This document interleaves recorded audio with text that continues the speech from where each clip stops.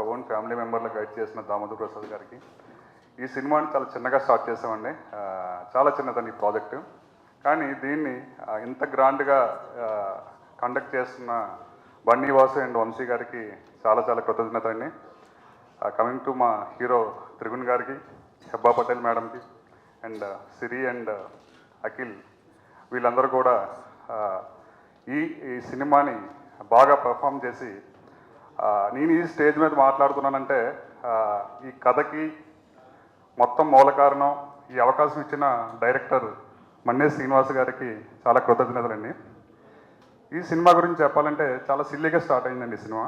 ఎలా అంటే ఒకరోజు డైరెక్టర్ గారు నన్ను జస్ట్ డ్రాప్ చేయమన్నారు అంతే. మహా అయితే అది ఒక 500 మీటర్స్ డిస్టెన్స్ అండి అంతే. జస్ట్ బండి మీద వెళ్తున్నాం ఇద్దరం కూడా. వెంకట్ మన మారుతి అండ్ ప్రభాస్ గారి కాంబినేషన్లో రాజాసాబ్ వస్తుంది, దాన్ని ఇన్స్పిరేషన్గా తీసుకొని ఒక హర్రర్ మూవీ చేసా వెంకట్, జస్ట్ సరదాగా విను అన్నారు. జస్ట్ ఒక 3 to 5 మినిట్స్లో కంప్లీట్ అయిపోయిందండి స్టోరీ.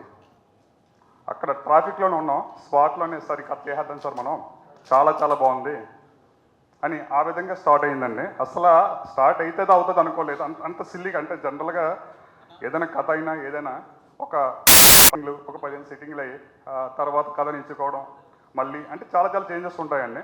కానీ ఈ కథకి స్టార్టింగ్ పాయింట్ మాకు బాగా ట్రాఫిక్ ఉన్న రద్దీ ఏరియా అండి.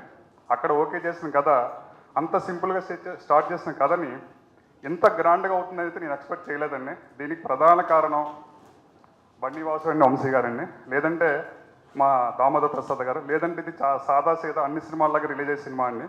సో ఈ అవకాశం ఇచ్చిన అందరికీ, మీడియా మిత్రులందరికీ కూడా చాలా చాలా ధన్యవాదాలండి.